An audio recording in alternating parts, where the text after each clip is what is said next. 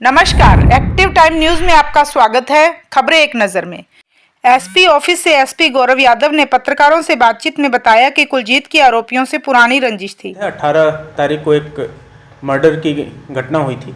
उस घटना की सूचना मिलते ही पुलिस त्वरित गति से मौके पर पहुंची, उच्च अधिकारीगण मौके पर पहुंचे और अलग अलग टीमें बना करके इन अपराधियों के पीछे लगातार लगे रहे, जिसमें पुरानी आबादी थाने की टीम, डीएसटी की टीम, हमारे आईपीएस प्रोबेशनर अजय सिंह, ये सभी लगातार। घटना में नामजद आरोपी घटना के दिन अनूपगढ़ में मिले थे। अनूपगढ़ गए थे, ये सभी एक साथ अनूपगढ़ गए थे।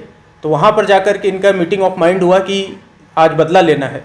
तो उसके बाद इन्होंने जो गौरव चूचरा है उसके थ्रू, जो क्योंकि वो मृतक के भी संपर्क में था, उसके थ्रू उसको एक पर्टिकुलर जगह पर ले आए और फिर वहाँ पर उसके साथ मारपीट की।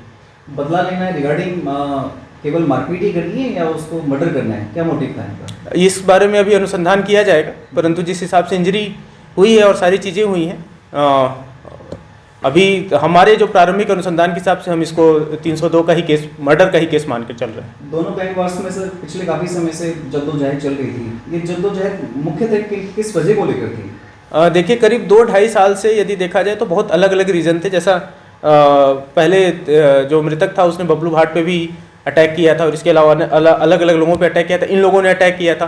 पूर्व में एक न्यायालय परिसर में भी एक वीडियो वायरल हुआ था जिसमें जो मृतक है वो इनको धमकी दे रहा है कि तुम लोगों को मैं देख लूँगा, इस तरीके से, और अभद्र भाषा का भी उपयोग किया है। तो एक तरीके से कहीं ना कहीं इनके बीच पिछले 2-2.5 साल से गैंगवॉर के रूप में भी चीज़ें चल रही थी और ऐसा भी संज्ञान में आया कि कुछ यूनियन को लेकर के भी इनके आपस में अदावत थी कि किसका प्रभाव किस तरीके से रहेगा।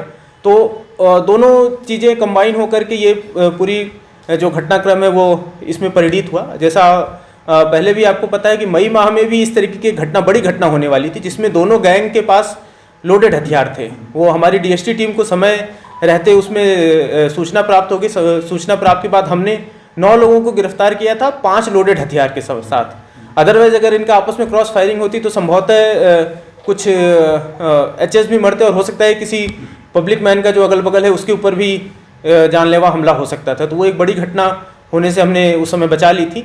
और ये जो गैंग है इन पे लगातार हम नज़र रखे हुए थे। जो मृतक है उसको इस साल 4 बार गिरफ्तार करके अलग अलग मुकदमों में बंद किया। जो ये आरोपी हैं इनको भी 2 से 3 बार अलग अलग मुकदमों में गिरफ्तार करके बंद किया है। तो पुलिस इन पे लगातार नज़र रखे हुई थी क्योंकि ये हमारे संज्ञान में था कि ये कभी भी किसी भी समय एक दूसरे पे हमला कर सकते हैं। तो देखा जाए तो पूरी तरीके से हमारी नज़र में थे, परंतु उस पर्टिकुलर डे इनका आकस्मिक रूप से दिन में प्लान बनता है और उसके बाद इनका एक साथी ही इसको एक तरीके से बहका करके ले आता है और ये घटना को अंजाम देते हैं ये लोग। सर, आपने मेंशन किया कि ट्रोली यूनियन में वर्चस्व को लेकर इन दोनों के बीच में काफ़ी जद्दोजहद थी। तो क्या आपके अभी तक के इंस्पेक्शन में कोई परिवादी भी सामने है जिसने ये शिकायत की हो कि हाँ दोनों गैंग्स के द्वारा उगाही की जाती थी? नहीं, अभी फिलहाल मेरे पास कोई ऐसा परिवादी नहीं आया है, परंतु ये जो हमने विभिन्न स्रोतों से आसूचना प्राप्त की है उसमें ये बात सामने आई थी। गौरव जो इसका फ्रेंड था जो इसे लेकर आया था, क्या उसको भी डिटेन किया गया? हाँ, उसको जैसा मैंने बताया उसको जयपुर वो भाग गया था। तो हमारे जो डीएसटी टीम और आईपीएस प्रोबेशनर इन लोगों ने काफ़ी वर्क करते हुए उसका पिन पॉइंट लोकेशन निकाला। हमने हमारी टीम भेजी यहाँ से, जयपुर पुलिस से शेयर किया और जयपुर ग्रामीण की पुलिस के सहयोग से हमने उसको दस्तयाब किया और उसको यहाँ ले आ रहे हैं। सर, जयपुर जो कॉमन फ्रेंड गया था इनका गौरव, वो कैसे इस गैंग के कॉन्फिडेंस में आया और उसने जगजीत राणा को चीट किया? उसका एक बार क्राइम रिकॉर्ड, क्योंकि वो अनूपगढ़ का है तो उसका एक क्राइम रिकॉर्ड भी स्टडी किया जाएगा। अभी वो आ रहा है, उससे इंट्रोगेट किया जाएगा। संभवतः ये खुद भी स्वयं भी क्रिमिनल माइंडसेट का होगा, जो कि कभी इसके संपर्क में कभी उसके संपर्क में रहता होगा। Thank you sir.